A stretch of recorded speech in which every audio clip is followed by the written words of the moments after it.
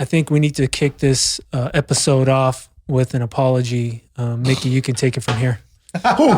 Mickey. Oh, this is Mickey's apology. Oh, okay. Hey, I was like, I don't owe that nigga no apology. All right. Well, sorry, DJ Nitrane. We, alleged, assumed throughout. All the A's. Yeah, all of them. You are innocent. We are wrong. You are the best. We are the worst. For the record, You're the prettiest. I think I was the one that said, I don't think it was Nitrane when I was there. Because at the time we were talking about it, I said, no, I was there with Train and I don't remember them being there. No, Can you tell the people why you're apologizing? You were saying that about Swag Surf. No. I remember saying, I know he does. That's not, Swag Surf is never going to be played in that spot. I'm saying when we were talking about the Maul and Rory, and I was like, I don't think they're talking about when Train was there, but they did drop names. Who else DJ'd that night? That's why I'm trying to get Well, that's what I'm saying. Because I'm not backing out of my apology. For those that don't know, Maul and Rory on one of their first episodes together without Joe Budden had talked about being at Saadiq, and Rory complained about the DJ. Listen, the first 30 minutes was a promotion for Saadiq. It was. No, and we were all engaged with it because we know exactly what he's talking about. But so we immediately thought of Nitrane, and the night that Nitrane spun, we assumed that was the night Rory was there. But Nitrane texted us saying, "Yo, I was about to blast you guys on Twitter." That wasn't me. That was DJing. We assumed it was. Yeah. He wasn't DJing that night? That's what I'm saying. Our timelines, but with their show, with their timelines, it covered 2 different weeks.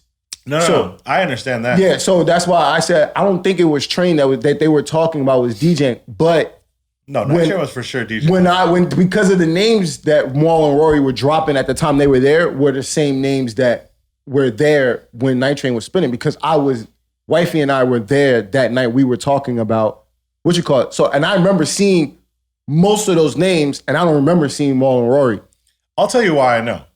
Because Sean Dickerson, shout out to Sean, posted a photo of him, Rory, and Maul, entitled it The Unemployment Line. Yep, I remember that. And then that was the next day after that night. And then a week later came out the first Rory and Maul episode. That's why the timeline. Right. That's why the timeline lines up. Right. And then, and then Nitrane did tweet like one of the best nights ever, and I see him at the highlight room because he plays swag surfing. No. Just kidding, James. This is not what we're doing. We'll assume with facts. I'm a Gemini. We got facts. We do due diligence and research. Train put us in a chat and said, "My wife just sent me a post up." Oh. Train put us in a chat and said, "PSA!" exclamation mark. Rory was definitely not talking about your boy. Almost tweeted at y'all and came at y'all next, but I'm cutting the middleman out. Hey man, Nitrane's texting us with his toes in the ground, bro. Like he's got his chest out. Nah. He said people were hitting him up after that episode, checking in on him. That's a lie. Which part? Nobody has no. If one person hit you up, 10 hit you up. So okay. you got to do the math. You got to do the math. You got to talk about 10. Okay, the math is I get there. that. That makes sense. Yeah. That makes sense. If 2 people are concerned, there's at least 25. Yeah. Right. I got that. Okay. Times 10. Mathematics. We're working on a curve. Our curve's fucked up, bro. Yeah. We round up after Hey, we round up after 2. Estimations turned into guesstimations. Right. There it is. Nah, but for yeah. At the end of the day, Nitrane did come on our podcast and legit go through scenarios of playing music for artists when they're in the building, how to handle it, and all that. So I did, again, when I heard the Rory and Maul podcast, I thought, I'm like, damn, that's out of character for Train. But he definitely DJ'd that night. So, yeah, I think DJing tonight, we should pull up on him. Oh, shit. Just judge him the whole time? Hey, man, no, just go show support. Hey, man, we here. So we know that it wasn't. So we know it wasn't you. so we know for sure it wasn't you. I was gonna say good luck getting in. I know we can get in, but like you go by yourself. Oh yeah. We would not. I would not pull up. I'm showing up at 10. Yeah, they don't open to 11. I know. I don't think this is putting him on blast either. But like, I would, get it through whoever, but like Sean won't be there because he tested positive for COVID and has the vaccine. Oh shit. I'm not surprised. We're not getting into that. So We're not so getting into. A lot of people's feelings are gonna be hurt. I'm only bringing it up because he brought it up on a public forum. Yeah. Big ups to him for being responsible enough to even say it out loud. And prayers. And prayers. Yeah, get well soon, sir. Get well soon. That's probably what she said. We need you out there. And you know, they had Sharon Stone at Saadiq. Like, I saw that. That was major. Legend. Major. We can throw that. Yo, around. He posted a picture with him, Sharon Stone, and Rumor. Bro. Right. What? Wow. The range. The range. Bro. I'm like. Sean's crowd range. Oh my God. Oh my God. That is down to that man, bro, for Sharon real. Stone was like R&B, huh? Must. Or someone say, yo, if you're looking to step out, you need to go to this party. Vibes. Yeah, right. That's just what it is. And Rumor. He just probably just photobombed this shit. It looked like he did. You think Rumor got to take his mask off to get ID checked or something? Probably not. Nope.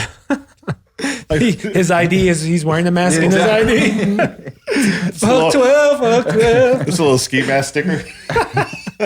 They need to make IDs like barcodes. Like you just scan them and shit. On the back? On your wrist. Yeah, have that. Nah, not on the wrist, but like on your phone or some shit like that. There's that. I was about to say when I submit for whatever, they want a picture of the front and the back because I guess they scan the back. Oh, yeah. I went to Saadiq. I think we recorded this morning. I went to Saadiq because I went to see you At Cherry Poppin', yeah. at Cherry Poppin', and then I bounced over to hang out with Butch, and it was just my first night out in LA. And I walked by Saadiq. I walked by Highlight Room to go see you, and there was like no one in front. Oh yeah. But that was like 10:30 or something like that. I'm thinking, oh, cool. When I come back, easy. When I came back, 11:30 something, I was like, oh my God. Like, man, it's been a while. Bro. Like, I should have known better. It was so packed out there. And I'm just like, all right, you know what you got to do. You know the drill. Just chill. Wait for Butch's call, whatever. So he said, show this text to this guy and showed it to the guy. And the guy looked at it and walked away. And I was like, it's cool. He needs about 5 minutes. Cause they don't Got to register. It's got to register, and they usually want to walk you in with a bunch of girls. Yeah, 10 girls. Or if you're one dude, it's not like that big of a deal, and especially if they know you're a DJ. Yeah. But yeah, 10 girls to one dude. 15 so I'm big.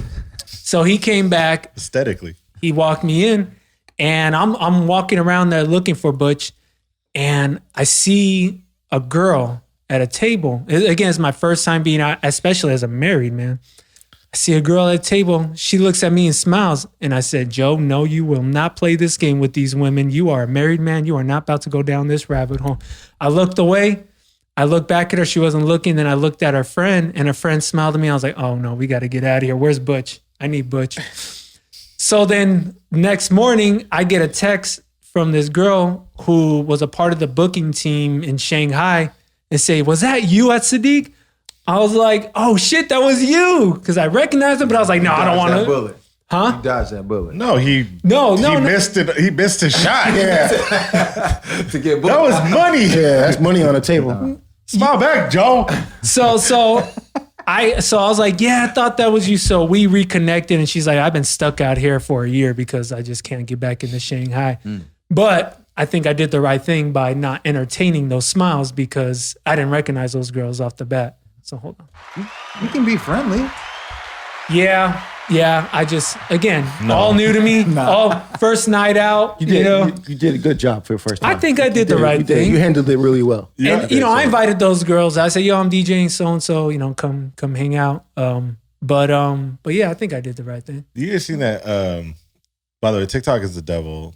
Number one, you get just because you get consumed and lost in things very quickly, easily, yeah, and it doesn't feel like a lot because you're just taking like micro doses of content. 15 seconds, just like, before you know it, you're just like, oh my god, watch 500 new people. 15 seconds turns into 15 minutes. I'm rounding up here, 10x. Yeah, one. But there's that one TikTok where like my girl sent me this, and it's like a boyfriend telling his girlfriend a story. And then he's just like, yeah. And I was going through the mall, and then this girl and then he's like still telling the story in the background, but it's muffled by her going, girl. That's all I heard. You see like knife, gun, smoke. Like, What about this girl? So if you're telling that story to Sam, I'm just saying it stops at this girl smiled. Oh, word! Listen, I got a similar story like that happened to me this weekend. I was DJing day party on Sunday, and it's cool. It's filling up, and we were in between DJs. I get off, let the other DJ rock before I go back on, and while I'm there, I got my wife. She brought a bunch of bitches. Excuse me, women. Whoa! She brought a bunch of women. And they're like, I got them in the section that's right next to the DJ booth or whatever. So I'm sitting there and I'm like, just checking out the crowd, seeing how everybody's moving. And I made eye contact with this one chick, right? Just randomly, right? It happens, right? But the eye contact didn't stop. Like I kept going. And then when I came back, she was still looking at me, right? So I was like, okay, this is awkward, right? So I said, didn't think anything. She smiled at me and I was like, all right, cool, whatever. She saw me, I was a DJ, whatever, cool, whatever, blah, blah, blah. Right? She walks away and then she walks back and she sees like my wife underneath me and she looks at me, she still smiles at me and keeps moving, right? So I'm like, all right, now fast forward to where I'm about to leave. I'm saying, peace out, bye to everybody or whatever. And I'm outside. She followed me outside. Oh my Lord. She followed me outside and she taps me and she's like, hey. I was like, what's good? And she was just like, so you here with your girl? I said, correction, I'm here with my wife. She said, oh, and she turned around so fast, bro, and like sprinted away from me. Nigga, I had to play this. Sha'Carri Richardson? Oh my God. I was like, woo. But I was telling my wife that story. I said, man, we gotta get up out of here, man. We gotta get up out of here, man. Take cover. Stay low. Because one of her friends, I think one of her friends caught her and another chick, and she was just, her friend was like, how do you respond to all these girls staring at your husband or whatever? She was like, he's the fucking DJ. They're gonna stare at him. Like, what do you mean? He's an attractive guy and he's the DJ. What do you mean? Like, they're gonna stare at him. I'm supposed to fight every bitch that looks at him or talks to him? Square up. Yeah. Like, come on, bitch, let's go. But it's funny because now we're getting in, as married men, moving into this new realm. We're like, all right, how do we handle these situations? Especially when your significant other is present. Yeah. You know what I'm saying? And I was just like, oh, okay, cool. I mean, it was a cool experience. I thought it was fucking hilarious. And I was just like, man, I've never seen a bitch run so fast. I'm only calling her bitch because I don't know her personally. Right. Right. Shout out to How High. All right, moving on from women. No, we'll get back there. We'll get back there. If there's enough time, we'll we get got back something there. for you. But big announcement from our guy MikiWAR Yes, over here with sir. this collaboration Hello. with PacSun, Mac Park, PacSun, MikiWAR. Miki, give us the details. How was the rollout? Shoot, the rollout was kind of quiet, honestly. I've been telling you guys internally about this for a couple months. Yeah. I've been telling Twitter internally too. Yeah, right. And it actually is funny. I saw so many rumors about once we announced this, like some other stuff that I was like, how do you even assume that? But anyway, we went live this past Monday, July 5th. We had been working on this for, a couple months. Been sourcing, aka curating, aka buying a shit ton of shoes and clothes, and I had to get have an entire facility, warehouse, and all that stuff, and just been kind of quietly building up to it. I'm so used to building momentum into things like this, and then this was one of those where it's just hush hush until the time is right. There was a lot of things that went a little different than I anticipated. I thought, at the end of the day, our timeline was just so really tight. And then I'm learning, because PacSun's huge. There's such a huge corporate company. And, how if we wanted to make an announcement at MAG, we could go on Instagram today and just pop up and say, all right, this hat dropped. Over there, it's okay, we need to put it on the calendar. Okay, we need to upload it into the system. When it comes to buying and selling stuff, it's like, okay, we have to agree to the product. And then once we agree to the product, it gets sent in for a purchase order. The purchase order then gets emailed to me, and then I got to invoice against the purchase order.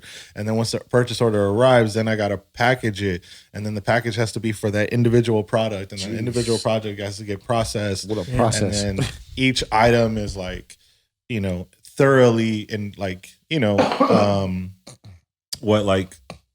analyzed to make sure it's authentic, where we're sourcing all our product, Fortunately for me, like I have a ton of resources where I'm able to find stuff, but you still want to be sure because it's your entire reputation. And so anyway, we launched what felt like was supposed to be like three weeks, maybe a month worth of product.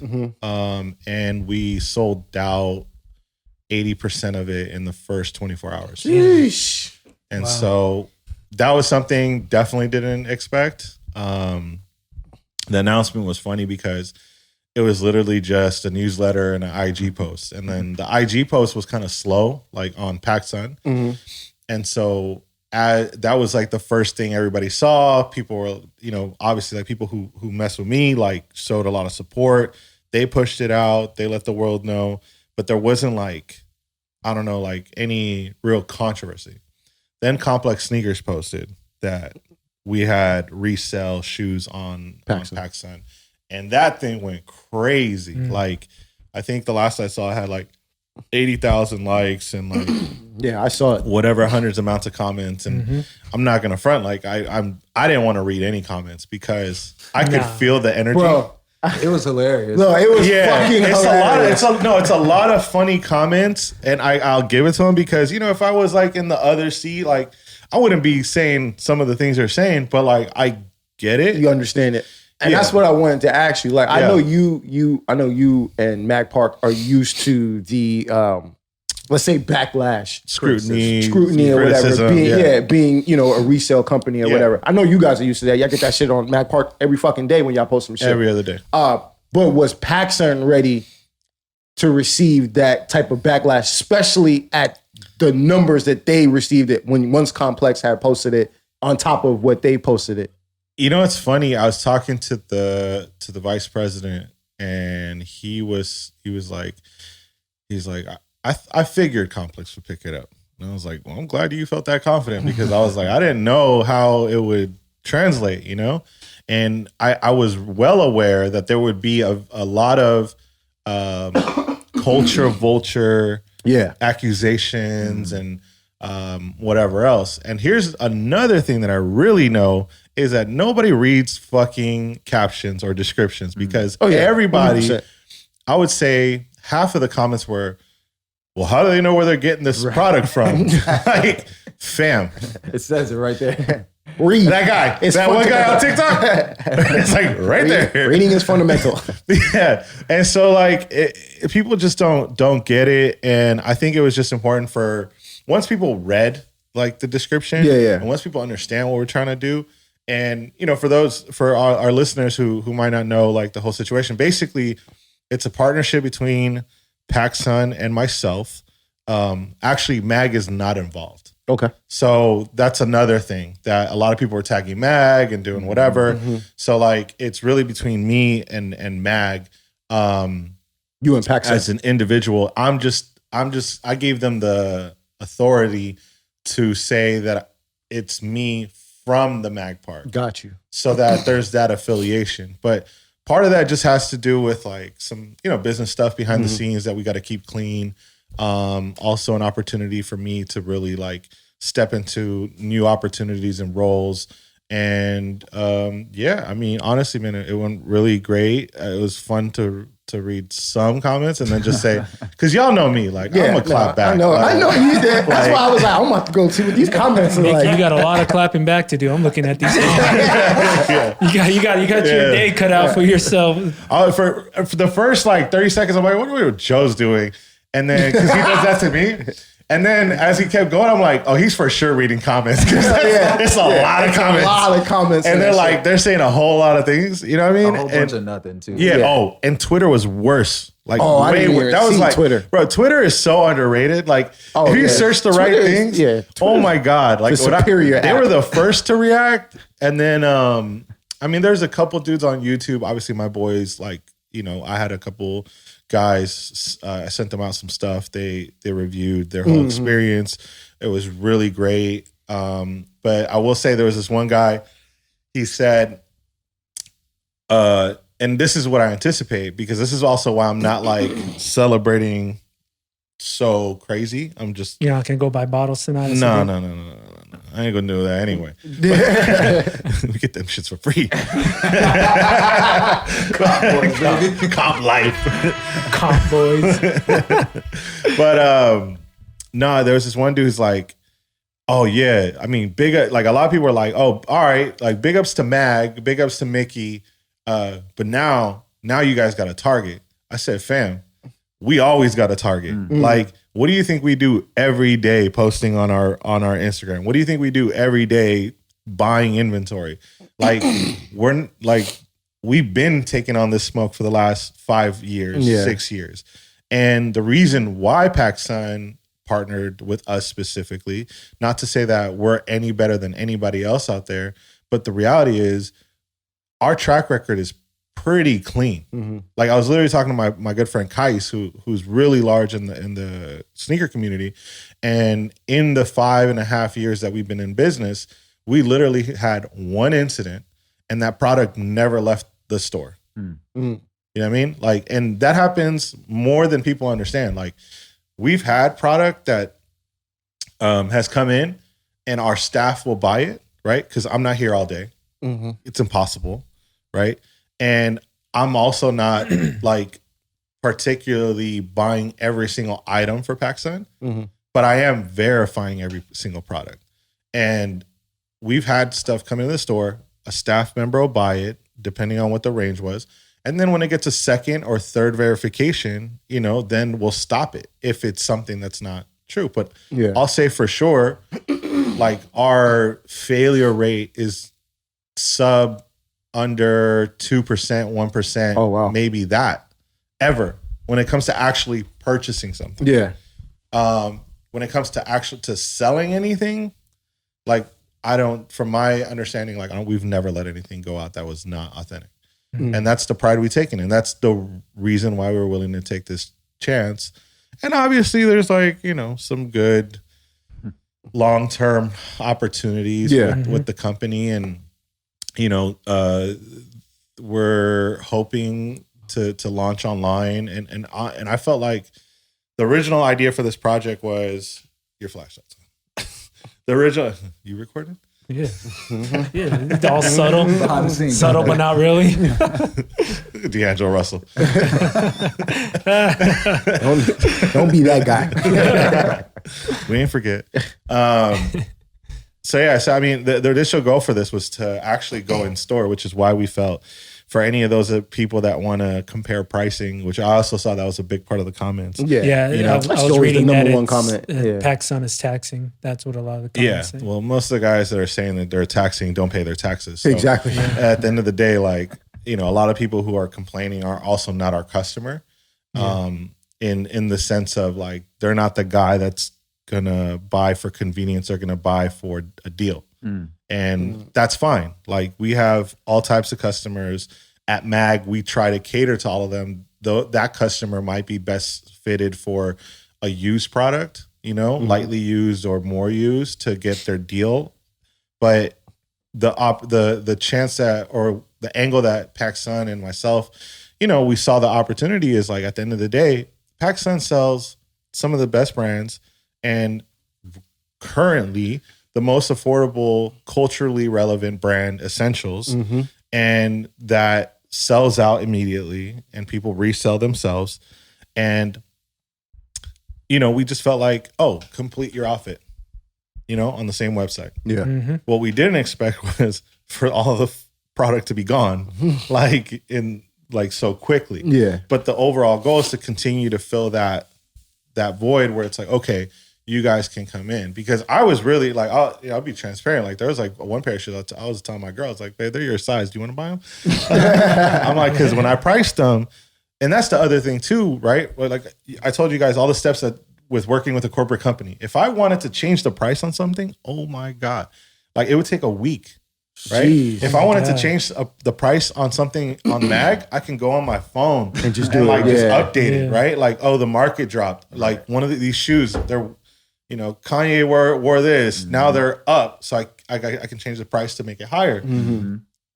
That'll work in our favor, in the customer's favor, and against on both sides. Right. Mm-hmm. So like if Kanye does go and wear court purples again, right, and the shoe goes from being worth $275 to being worth $350. Yeah. Well, shit, I can't raise the price on you.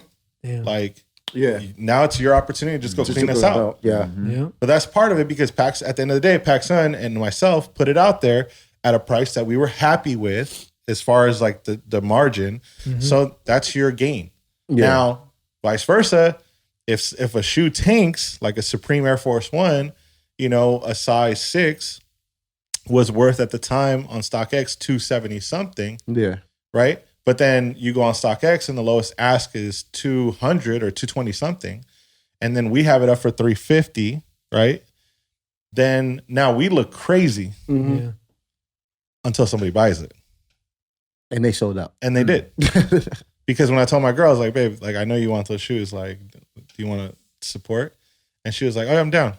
And then she sent me a screenshot. I was like, they're sold out.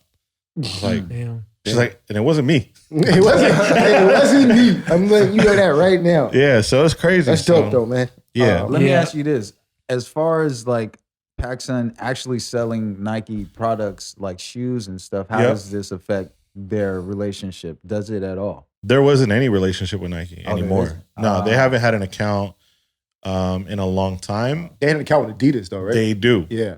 So that's the one I was curious about, but I didn't ask any questions because that's on them to answer. Not my problem. I mean, it's literally above my pay scale. Like as far as those relationships go, and I don't know if they're stepping on any toes, but like also we're at least in this first wave, it was only like one pair of Adidas or two pairs that were Adidas. Okay, yeah. Everything else was Nike Jordan. Right. Yeah. And so, but the second wave will be Yeezy. It's got a lot of Yeezy. That's what I was gonna ask. You guys have enough. You guys have enough product for the demand that you guys have seen within the last couple of like 48, 72 hours. We have, based on what we saw the last 24, 48, like I think we have enough to hold us down for a month. Okay. Like if the demand is consistent like that. Yeah.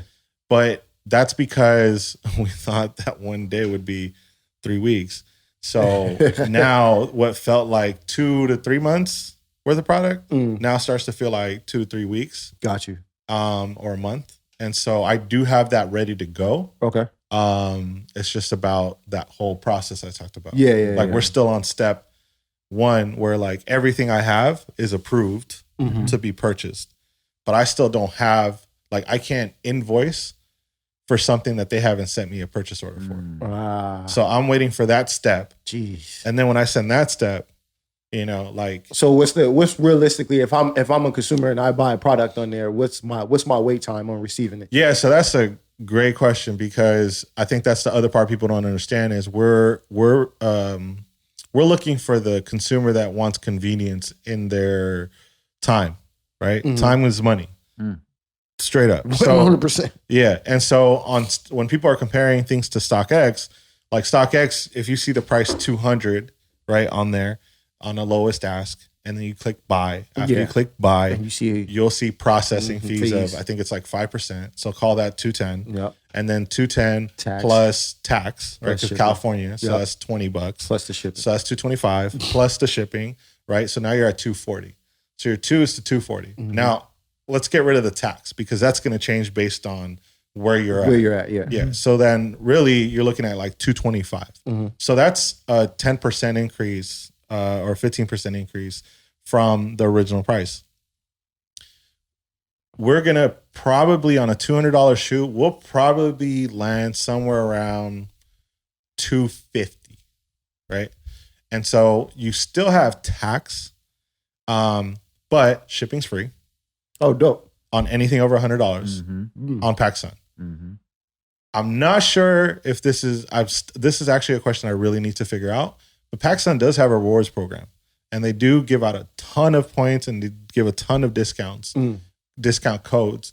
And I want to say like the $5, $10 off codes also will apply to this. Oh, dope. So that's another factor people don't really take into consideration. And lastly, the most important question, which you said, all of this inventory is owned by PacSun. Okay. So it's in their distribution center. So it's ready to ship. Got you. So assuming you order on the same business day, it should go out either same, depending on when you ordered, it could go out the same day or the next day. Following day. And then you're probably looking at, US, you're probably looking at 2 days. Oh, shit. Through FedEx. So really, I would assume 3 to 4 business days would be like the max you would wait. That's really good. So it's all about convenience, right? Yeah. So if Tuesday comes around, you got a dope party to DJ on Friday or Saturday, and you're like, if you order from StockX, you ain't getting maybe better scenario. You're a mom or a dad, and your kid's birthday's on Saturday, and you know what they want, and you got to get it there. You're not going to order from StockX. No, that's why people come to us. Yeah, and people forget the prices inside of a sneaker store versus what's online is completely different. Yeah, like our stores at Topanga are bumped up 10 to 15, 20% sometimes because we're at a mall. Like we got motherfucking rent to pay. Yeah, and you walking out with your product in hand. And you're walking out with your product in hand. And, it's just the experience. And so there's a difference. I think the only reason we got as much backlash is because we went online first. This was intended to be in store first only. And then online. And I had said, if we price, we should price for in store because eventually it'll end there. Only because like I can't go up as quickly, but so if I start at the lower price, then we could work if we start at the higher price, you could work your way down. You could work your way down. Got you. Yeah, if it came down to going online. But then everything switched and it was like, all right, you know what? Like we're better off getting our margin than not. Yeah, true. Yeah. Business. It's all about the business. Congratulations. Man. Yes, sir, man. Looks like you got your work cut out for you if you're already down 80% of your inventory. Trust me, already immediately I was like, man, this team's going to have to grow pretty quick. Brigham, you need a job this summer? Sean's like, talk about pay later. We ain't doing that $15 bullshit. I want to wait for the next wave to get posted up on there, see what y'all got. Yeah. No, yeah, we got some stuff. Yeah. Moving on, I had a single release on Barnaton Records. Yeah. He said, we. You know what's funny? When you sent the track or when you released the track, because I know you've been talking about this track for a minute, and so when I finally heard like the finishing product, I go, is that Sean? And like, I had to listen to it 2 more times, and I was like, oh, that is Sean. And I was like, I knew Sean did a track for him, but I thought it was just like for some, like a remix or something like that or whatever that. And I was just like, oh shit, good for this nigga. So back in November, I had this idea for a song, and I said, Sean, I need you to do the vocals, but I understand if you don't want to put your name on it because you're a rapper and you don't necessarily want to follow this lane. It's more about your rapping lane, but I just need vocals. And he was like, cool. So we did it. So I knew this song was dope, and I didn't want to just put it out on DJcity. So I held on to it. And then I sent it to Sack, and he loved it and said he wants. So if you follow Barnaton, 99% of their followership, I think they have 450,000 subscribers on YouTube. Jeez. I don't know what their Spotify numbers are, but if 99% of those people are in the Latin music, because that's all they've ever released on that label. So Sack said, I want to branch out. I don't want to just do Latin music. I want to open it up to just different sounds, different styles. And, I want to get guys like you involved and this guy involved and Vinny Vibe actually released something on Barnaton as well, but it was before me. And I think it definitely had that Latin house vibe. It's actually a really dope track. So I knew going into this release, the numbers weren't going to be crazy because and I was actually expecting some people to bash in the comments. But before it got 24 hours before it got released, the likes were crazy. Sackler was like, "Yo, you got like 55 likes less than 24 hours before we even released." So that's really good for his channel. And at the end of the day, I think the plays were at like close to 6,000, like up until today, I think around then. But I think the likes were 250 plus and the dislikes were like 40 or something like that. So the ratio, I think, is pretty decent. Dope. And end of the day, and I know I didn't even have to have this conversation with Sack because I know, like, I don't care what the numbers are. This is a first of its kind on that label. I'm just happy I'm only looking at the positives of this. I'm just happy to have my first single release on a notable record label. Diplo pulls from Barnaton. I think all the respectable names listen to Barnaton. I know Armada's been reaching out to Sack about getting a single from him. So Universal works with him. So to have those people, even if they just, be given the opportunity to be put in front of them, because I know they're going to click on whatever he has on the label. It's dope. It's exciting. And I think the DJ response and support has been really, really dope. I think we do a good job of connecting with the community here and doing our best to help educate the up-and-comers and those that just aren't privy to what we know and experience, and giving guys the opportunity to be seen and heard, like on MikiDZ radio or on the MikiD show. So I think with all that being said, I felt like it was reciprocal in regards to the love I was getting for this track. And at the end of the day, as a up-and-coming producer, I think it puts me in a different light. Like, it puts me in different conversations, because my track is co-signed by a notable record label. Yeah. It's not just throwing up remixes on DJcity. Because as DJs, we hate to admit it, but sometimes we're not going to play shit until someone else plays it, until we see someone else support it. And there are some that are really dope that say, "Yo, I don't care who made this. This is dope. I'm including it in my set." Yeah.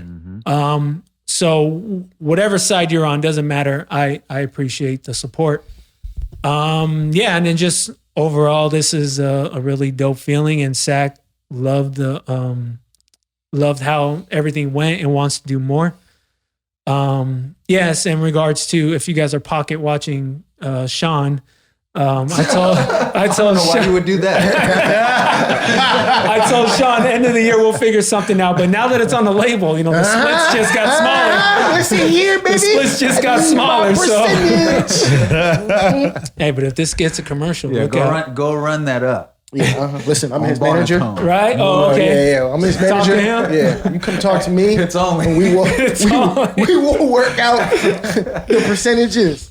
Let's get it. But that's dope, man. Congrats. I know I don't get to play gigs often where I get to play that type of music, so I had to put it on the mix. But now I'm like, shit, I'm about to go hit some people up and be like, yo, I'm trying to get into this gig so I can start dropping my boys' tracks and shit. Yeah, right. No, you know what? I did get feedback from Lima on a DJ Lima, opener, closer, resident, marquee, day club, and nightclub. Been in the game for many years. Like, all the OGs know him, the Carnages know him, like, talk to him. So, and he lives and breathes house music.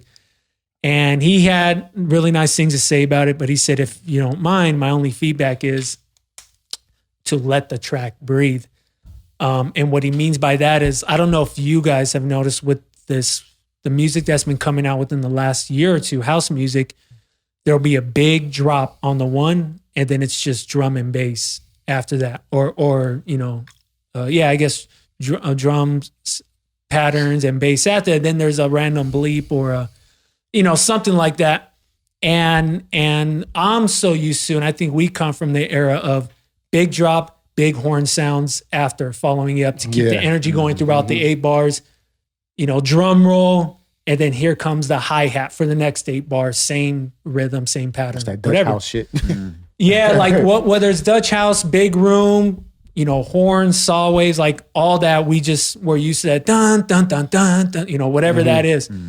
But what works now, and I guess it's traditionally worked, so I'm sorry if I sound like a new head, is, and he told me is, think about letting the track breathe. And I said, man, that comes down to a confidence thing in the moment of producing, because if I don't feel confident in the drop, I feel I need to add other little things to keep it interesting going throughout the 8 nuances bars here and there. And I think I wouldn't go back and change Mood, my single. Oh yeah, the name of this track is called Mood. I wouldn't go back and change anything about it because I like the way I pieced it together. The sample I use, I think it all works. But moving forward, that's definitely something to consider. And I got, it's about trusting yourself. And that the last year and a half, it's been all about trusting yourself while you're producing your songs for the clubs. So moving forward, the mindset is just trusting whatever you put together, let things breathe, give them a chance, and whatever. But yeah, man, overall great release. Yeah, appreciate congrats the support on that, from the man. DJs. For real. Thank you. That's crazy. Woo. If they sign you, if Sack says we want to sign you as a producer to the label. No, he wants to do more. I mean, I don't like exclusively. I mean, we'd have to see if the numbers make sense. Because now you're asking for my undivided attention, right? Mans gets one single. Right? What we talking about? Price just went up. Got a new watch. Man, married man now. Sheesh. Man, don't pay for gas no more. Gas prices. I might just roll through the gas station just because. But yeah, moving on. Let's talk about our weekends, man. Like, we're back in action. We're experiencing things. We have questions about what goes on, or situations that we always want to share with you guys. I want to start off my weekend by shouting, or one of my weekends, because we do this every other week now. I went to Sprite's wedding. Congratulations to him. Congratulations, Chris. Yeah, and who was there? Denny did the DJ the wedding, phenomenal job. He said he did the mansion where I got married the week after, and he said they're still talking about my wedding.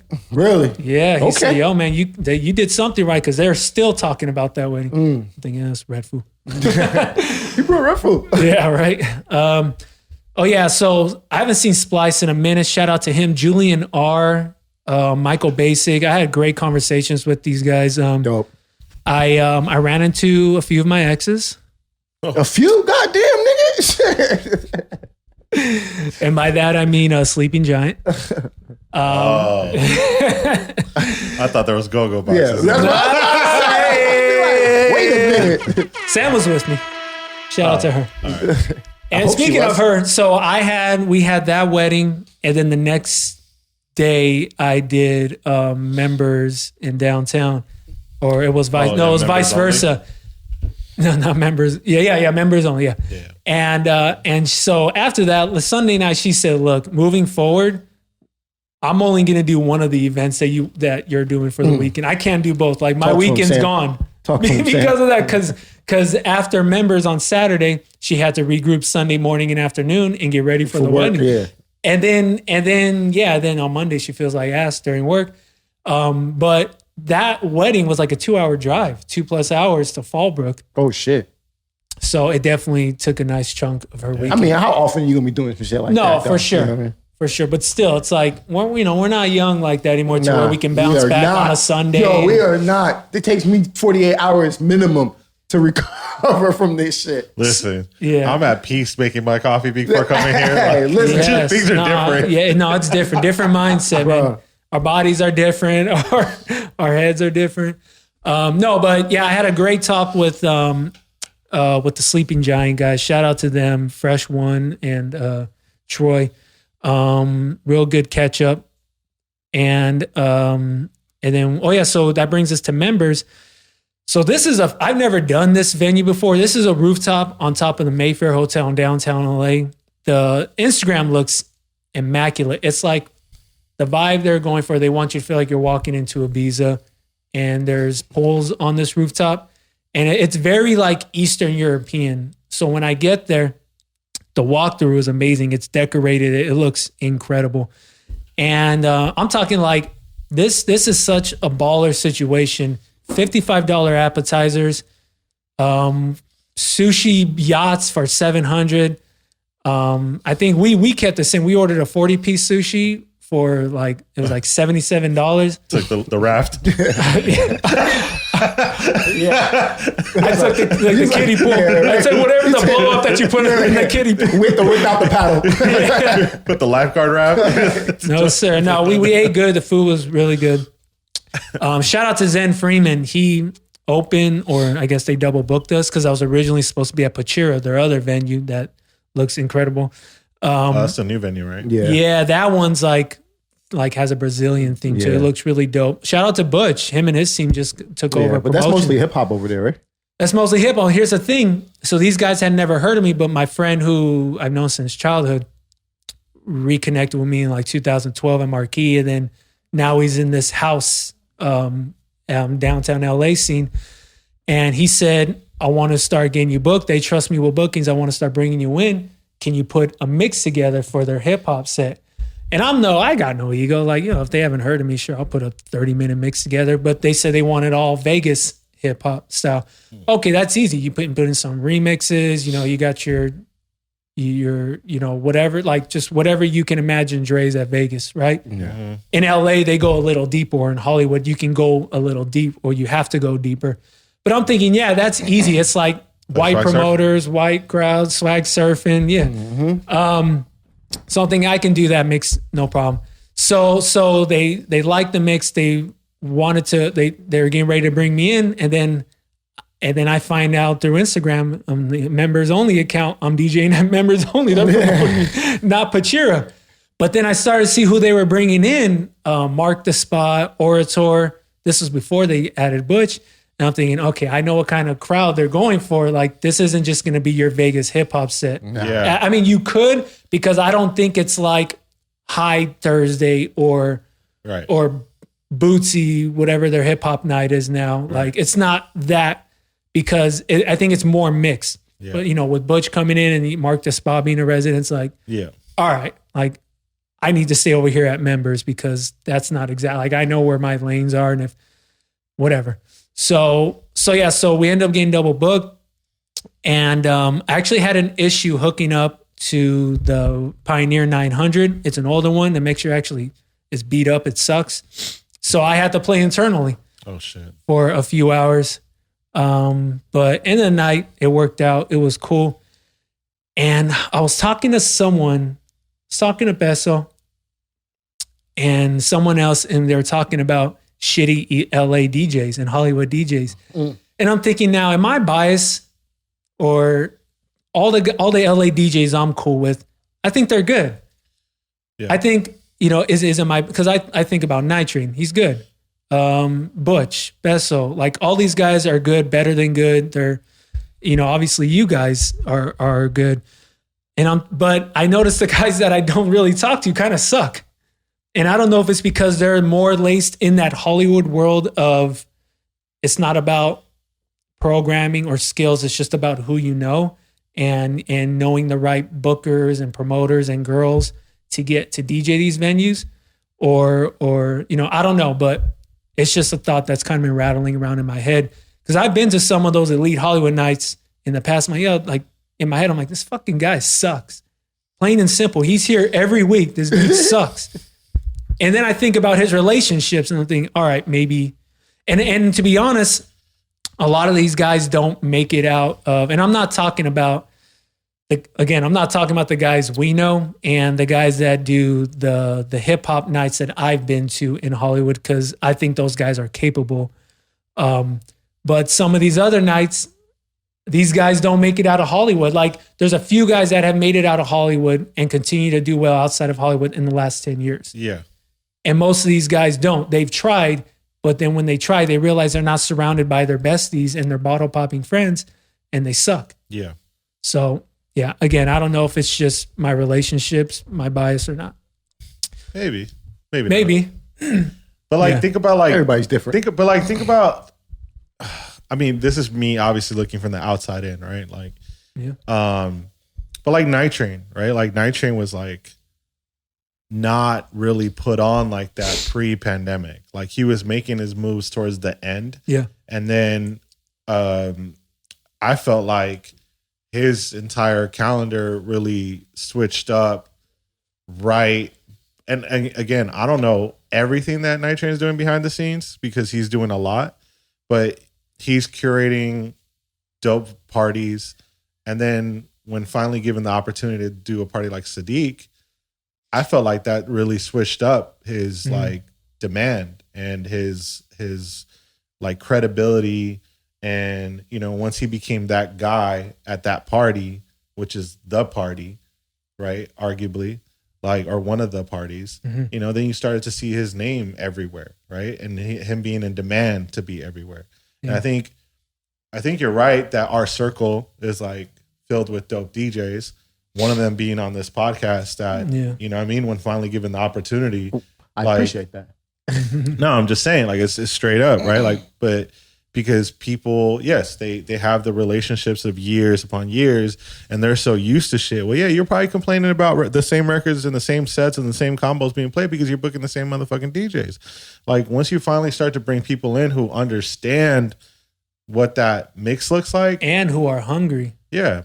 Like I'm not the best DJ.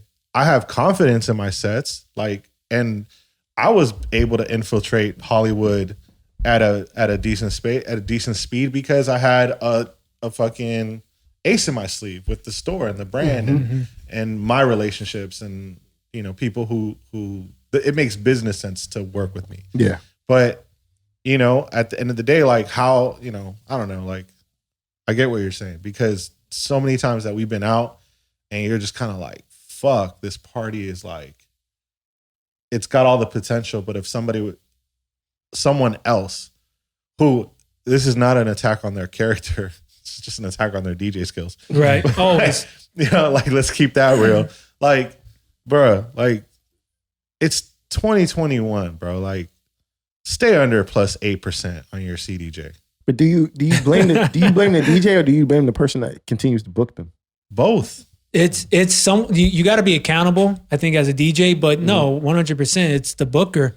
And maybe to the booker, a talented DJ is not only in the budget, but doesn't necessarily isn't like it's not a priority for his partners because that DJ knows these girls and that DJ knows these bottle poppers and they're going to continue to use this guy. And honestly, when you're in some of these Hollywood clubs, people aren't necessarily paying attention to the music. Not all. Again, you're not going to have a shitty DJ at one of those hip hop nights that we go to because they will cut your head off if you suck.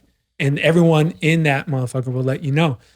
But I guess I'm talking about more of the white promoters and the white Hollywood. Oh, yeah. You know what I mean? Yeah. Like if we're going to keep it a buck, like those guys, it's not necessarily like people aren't necessarily paying attention. It's just about, I need to be seen at this party. I need to get my snaps off and my vines up. I need to get my MySpaces off of me being at this party.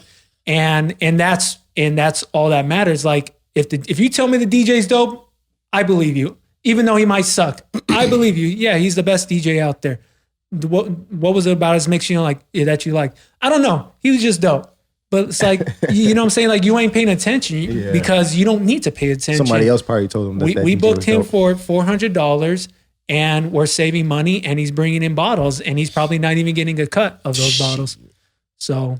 Well, and think like, you could be having, let's say your party does numbers, which will happen, right? I think sometimes it don't matter who's it, like it don't matter who's DJing, like your party can still do numbers.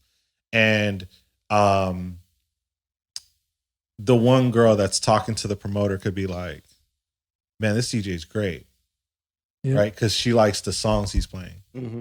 that's enough to roll him over for a month, you know, because of the influence. Like you don't know the little things that connect everything else, right? If the person in control, like if they don't see something that's like ruining it for them, like it's the same exact way. If that girl that's talking to him could be like, damn, this DJ sucks, you might not have a gig next week. Because it's the people around them, right? That build that energy. And numbers, I don't think numbers really play a role unless you involve them and make it a point to like upsell sections. Because you shouting out your homies, like unless they're spending, doesn't really benefit the night, right? It's how you hype up a section or turn sections against each other, or you know, all that, like all that plays a role. So I think some of that also gets lost because you end up, you know, either like your mic control really can dictate crowd control, energy, and it can dictate numbers if you wanted to. But I don't feel like a lot of people even understand that. A lot. I've heard of so many stories about a girl vouching, like, hey, Skrillex, have you heard this guy? He's so dope. Or, hey, Jaws, have you heard this guy? He's so dope. And then all of a sudden, and maybe he is really dope. And all of a sudden, because of some girl, right? You know, and that's why, like, I'm cool with all these girls. Like, shit, you never know who they're gonna talk to. Bottle girls, the girls that come out with the spenders. Like, I'm cool with all of them. Oh no, Joe, you walked away from 2 the other day. I did. I panicked. I had a moment. I panicked. But yeah. So the whole thing is just, it's interesting and funny to me, and I just can't help but have the conversations in my head. Moving forward, though, I mean, by the time this airs, I will already done MikiWAR. You know, I was supposed to do the grand, but they brought in some guy named. You guys ever heard of 50 Cent? This nigga. So 50 Cent bumped me over to MikiWAR. See what had happened. What happened? So we're doing my guy Nick's birthday, and he bought out just about every table on the stage and around the dance floor at the Grand. So with 50 coming in, prices are going up for the tables, obviously. And they asked me, "Do you want to DJ with 50 because he's only gonna do 3 or 5 songs?" And I said, "Yeah, I'm cool with that. I don't care. Same set time. As long as my rate stays the same." And then I said, then I thought in my head, it might be smarter if they move me to MikiWAR, where I can take all those tables, bring business to MikiWAR, and you can upsell or do whatever you want. Because you're going to get your table sold at with 50 anyways. Yeah. And the prices are going to go up. And you don't want, and all these tables are already established and purchased from my guys. And so instead of telling them, hey, your table went from, I don't know, 3,000 to fucking 7,000 and piss them off, because that's happened before with Roddy. So they got back to me. Yeah, we're just going to move you over there and bring Crespo over here. And so I'm cool with it. The MikiWAR is a gorgeous venue inside the Encore. It is. So yeah, that'll be my weekend, and we'll recap that when we come to it. But back cap to Boston. off. Yeah, I know, man. Shish. Man, Shish. They going crazy over there, man. Shout out Big Night, man. They going crazy. Yeah, no, they're back like they never left. They're killing it, even on their non-big DJ nights. But Rell, well, actually, let me ask Sean. Sean, why did you proclaim Rell as the king of LA? I don't know why he did that. His set. But you co-signed, sir. You're just a. I didn't co-sign it. I just say, hey, that's the man's opinion. You know what I mean? Like, is it? Well, I mean, obviously, frequent go-outers. Yeah. Whatever. Sounds like a word. Okay. But obviously, yeah, seen a lot of DJs, heard a lot of DJs, and learning myself. Just like it's sometimes you just see how people do things, and you're like, that's why they are who they are. That's why they are where they are. Like, and you guys, I don't know if I said it in the chat, but I told him, like, it's just good that he's getting these opportunities and getting that recognition, because I have seen him do this for X amount of years in this city specifically, not being from here, and then able to adapt and then make it his own with his style and everything. Like, I don't think anybody does it better. And not using the mic, like that's hard. You know, these crowds, they like that. They need that. You know, that's like we said, it's all about the bottle poppers. Ain't no dance floor. But when you can create a dance floor in a place where there isn't one, that says a lot. It says a lot about what you do. Because that's like, it's unheard of, especially when you're talking about Hollywood. These crowds, like, these people don't care about Where was it? What was that venue? This was LA Function. The old Lure. Yeah, the old Lure. Yeah. This is now called big Sunset Plaza. Yeah, it's called Sunset Plaza Big now. venue. And they only use it for like performance-based shows that now. is a big venue. Yeah. I mean, for mind Hollywood, you, then that's they big did a venue. light little battle. And listen, Light I'm battle? not gonna say no Who was the names, other DJ? but it is what it is, man. It is what it is. DJ Beck. No, I wasn't bad. No, it wasn't bad. That was on. It was four of us. It was Bad, Nitrane, Kenny Says, and myself for LA Function, and it was just dope, man. It wasn't. From a spectator, he saw it as a battle. I get it. No, they set it up that way. They set it up, but it really wasn't. okay. It was just like it was almost like a versus. Right. Like I was doing Rockefeller, and the other DJ was doing Cash Money, and it just wasn't. Again, I just like just Rockefeller's like a Chico. That's what I'm That's what I said. You know That's the what- catalog. and that's what everybody said. That's what everybody said. That was just like it didn't matter. It didn't matter who would have went against Rell. Exactly. If you give Rell some New York shit, he's going to probably destroy He's you. gonna New York. Yeah, exactly. You know what I'm saying? lived through that. Exactly. So That's what I'm saying. it was literally like you said. That's what everybody said. It just wasn't fair. It wasn't, you know what I mean. But we didn't treat it that way. It was a dope event overall. Everyone smashed it. Like just to be a part of that was dope. And to experience that, it was amazing. Those three DJs, they just killed it. They made me want to do better. You know what I'm saying? Like just to like it's our within ourselves a little bit of a competition. We're not in competition, but we kind of are. So it was a friendly competition type thing, and we just heightened each other up, and it was dope. I think we're doing it again on the 31st. But yeah, man, like I said, it's different. Just to piggyback off of what Sean was saying, I feel like I'm different. I don't think I'm ever better than anybody. You know what I mean? It's just a different style. It's a different approach. I don't use the mic as often as a lot of DJs do because I feel like I don't have to. Mm-hmm. But when their time is, I'll get on the mic and do what I have to do, and then go from there. But yeah, man, it was. But that was like 2 weeks ago, 3 weeks ago, or something like that. Something like that. Yeah. It was lit. This past weekend was light for me. I did a private event and I did my normal day party on Sunday, which was cool. That's where the story with the chick that I was talking about earlier happened. But yeah, nothing really crazy. Randomly, like J-Rock, what was in there? You know what I'm saying? Like we Beat Junkie? Huh? Beat Junkie? No, J-Rock, like from TDE. Yeah. But it wasn't on some. He walked in there with a whole entourage, and they were like popping bottles. He walked in there with a handful of his people, couple of girls, couple of guys. They put him in a section that was like right there in front of the DJ, and he literally was just chilling. Like it wasn't. He was nodding. He was like giving me and my boy Kenny Says like the heads up, like, yo, y'all going crazy right now, and it wasn't. We didn't feel what Mickey was saying about Nitrane, like knowing what to play when certain artists are in the building and shit like that. We didn't feel obligated to have to play some J-Rock shit. Yeah. He was just there to vibe and have a good time. Yeah. Obviously we shouted him out. We played, I think, like maybe 2 tracks. I think Kenny played one and I played one. But other than that, like it was just a dope environment to be around. It wasn't crazy packed in there.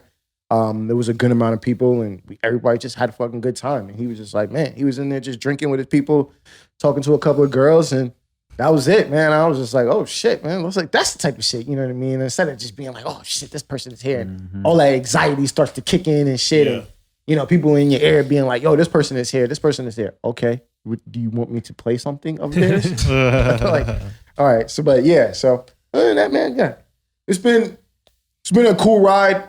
What Mickey was saying is the confidence is different. Yeah. We talked about it numerous times on the show about when we open up, when the country opens up for the DJs, we're all going to be on the same playing field for the most part. Yeah. You know what I'm saying? And it's just like how you approach it when you get out there is what you're going to receive back. And then I was just like, you know, my thought with our process was like, all right, fuck it, man. City's going to fill my name this summer. Like, you know what I'm saying? And it's just, that's been my thought process. That's been my approach. And it's paying off. You know what I'm saying? Like a lot of people are just being like, hit me up. I'm literally turning down gigs. I'm like, nah, I don't want to do that gig, or I can't do that gig, or, you know what I'm saying? So it's dope. You know what I'm saying? Same thing with you know, putting out your track and shit like that. Like you said, it's just the confidence thing. And, you know, you approach it with that, and people feed off that balance of being confident and not cocky. Because I see some motherfuckers approach it and be cocky, and it backfire on them. And I'm like, So, yeah. That makes me think of DJ schedules. Like right now, the vibe is put out your schedule where you're DJing 29 days of the month. And I'm by no means bashing that, because everyone's situation is different. And maybe you really enjoy 29 days out of the month. There's nothing wrong with it, but it kind of, sometimes it looks crazy. And then I think, like, you're not going to last in this game.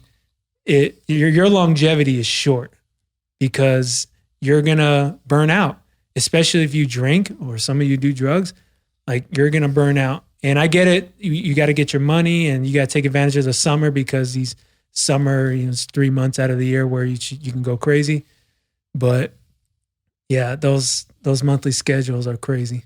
Let me ask you guys this. Do you think, you know, we always talk about quality over quantity, but when it comes to DJs and bookings, do you think that makes a DJ more successful because they're booked 25, 26, 27 days out of the month, as opposed to the DJ that's only booked, maybe 6 or 7 days out of the month, like every weekend or some shit like twice a weekend? Do you think that makes that DJ who's booked more successful?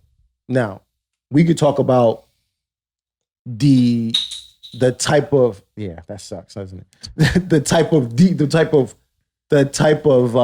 don't step on it, just leave it. The type of gigs that DJ is doing, whatever. Let's say the DJ that's working 7 days out of the month, but they're doing like all top tier venues or H-Wood shit, and then the DJ that's booked 29 has a little bit of that sprinkled on top of like doing some like B-list, C-list type stuff. You're saying who's more successful? I'm saying, does that qualify that DJ to be more successful?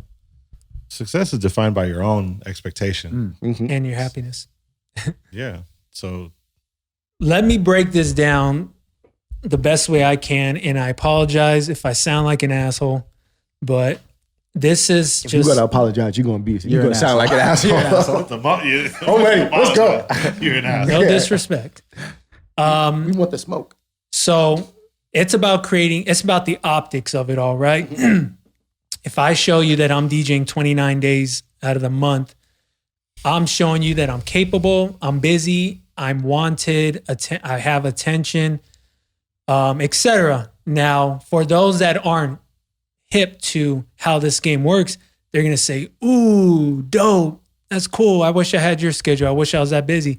And those guys probably don't work very much, or they've been dreaming of DJing at some of these venues. So I think there's that way of looking at it. And then I think there are serious bookers that look at that and say, this is like what this guy is doing is just watering down his brand. You know, you'll have bookers that we've had here on the pod say, I think it's a bad look if you're doing all those venues. Yeah. You know, like if I see a bunch of garbage or middle of the road venues, I may not take you that serious. You know, other things may factor into where I will take you that serious, but chances are I won't. Now, when you're in a city like Miami, New York, LA, and you're booked 29 days of the week, but your bookings are Thursday at Hyde, Wednesday at Saadiq, Tuesday at Bootsy, Monday at whatever the hottest venue is on a Monday.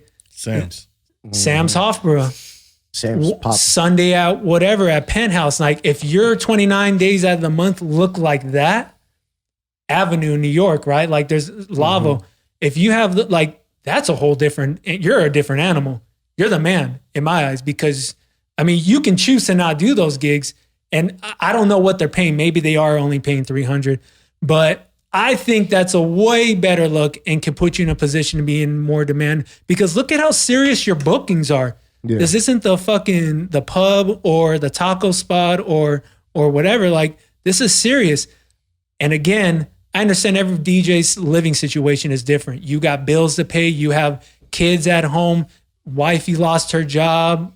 Mom and dad need help. You're going to take whatever you got to take. Respect, cool, do what you got to do.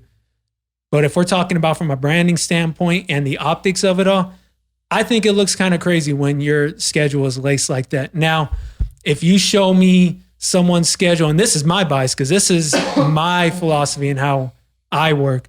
If you show me a month where there's only 3 dates on that schedule, but the venues are Tao, Grand, Rise, Live, like that's saying what that tells me is you are handpicking whatever you want. You are handpicking the gigs you want to do.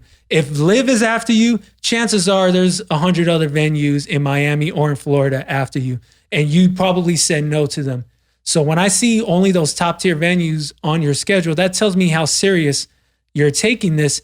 And maybe you have something else that can pay the bills, and this is just, you can just add this on top. But you have to make those sacrifices and saying no to all those $300 gigs or whatever the gigs are that don't align with your brand. Mm-hmm. You have to eat that on Monday, Tuesday, Wednesday. You have to eat that by not taking that money, because it's only going to make your brand watered down.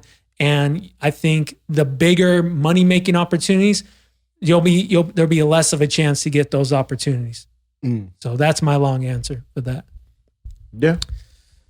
So Rell's the king of LA. I'm not the king of LA. Please stop saying that before these niggas Rell's try the to king come of from Rock my Nation. head, and then I'm forced to have to beat some niggas' ass. So what I'm gathering, the DJ rankings are Rell, Bad, Nitrane, Vessel. Stop it. But no, that's not accurate.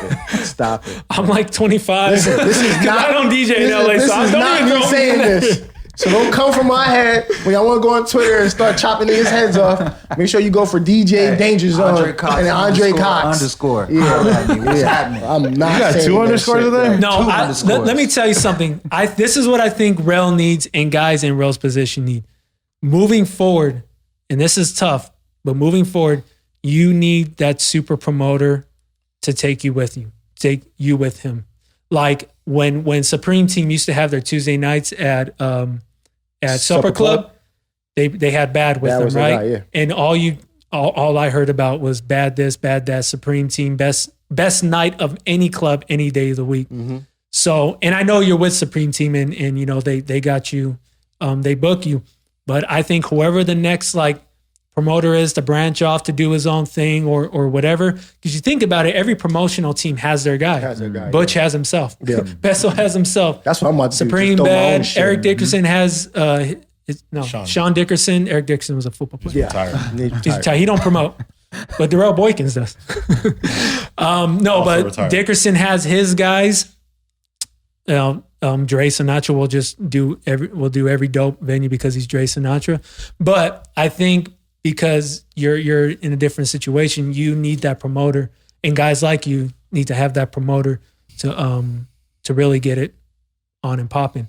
Or you become a tour DJ for an artist, and then you come back headlining. Mm-hmm. We gotta throw our own shit. Fuck all that. That's what I said. My thing is throw my own shit. Mm-hmm. I'm saying, that's in the talks, but shh. Mm-hmm. Talk to him. I mean, don't talk to him. We gotta offer Pachira. On a certain I got some insight. I got some insight at that spot too. So yeah, I mean, I've heard the whispers, and there's been opportunities thrown. They're looking, yeah, because it's a brand new spot, so they're looking to see who is who in the city and becoming. So, well, I mean, we'll see. Well, for those that haven't seen Pachira, look up Pachira_US, and the best part about it is you're DJing in a treehouse. True. It looks, the whole venue looks dope, but yeah. But they can only do day parties. I don't think they have a liquor license or a license to go past 11. Yeah, I think they have to do something. Yeah. Which is cool. Get your money there. Go get your money somewhere else. Exactly. Do you want to talk about your son's injury next time? Next time we can get into Okay, it. yeah. All right. How's your foot? Brigham, how's your foot? Oh, it's good. Oh, it's mid. It's mid. Can you do jumping jack? Not Kinda, so much. Kinda. We'll talk about it next time. We'll get into see what it. happens in 2 weeks. That's sprained ankle. He gonna be doing back tucks in here. I'm good, guys. Before we get out, I wanted to shout out DJ Navik. He just announced his retirement, 2007 to 2021. And the reason why I'm shouting him out, obviously, he's a really dope dude. I think everybody likes him, well respected. But it's tough to step away from something. For most of us, all we know how to do, right? I don't know. Obviously, he knows how to do something else. But it's tough to step away what is kind of safe to us and what we know. And clearly he has something better. I'm sure he's factored in his family. But big shout out to him for being so bold to do that. I think a lot of guys would like to step away, but because it's scary out there. It's scary out there to have a 9 to 5. It's scary out there to just do something you don't know much of. So congrats to him. Blessings, all that good stuff for future endeavors. And we just, on globalization, we had Charisma. Thank you. And up next, we got Neil. No, not Neil. We got Drift. Oh, shit. Double down Drift? Vietnam Drift. We got him. And then after that, we will have Neil Jackson. So make sure you guys be on the lookout for those. If you guys want to hear the old mixes, hit up our Mixcloud. MikiD show, right? MikiDZ. MikiDZ, there it is. MikiDZ. Go stream Mood by Dainjazone. Please go stream Mood on all streaming platforms. Run it up. And you can get it for free on DJcity. And then go on PacSun and get whatever's left. Very much. If you can't get it on PacSun, then wait for the get it re-up. on Mac Park. Exactly. Come into a Mac Park store and enjoy the AC. That was actually the benefit too. Motherfuckers hit us up. Yo, y'all got these in stock? Y'all got this in stock, right? All right. Yeah, we're out of here. Peace. Peace.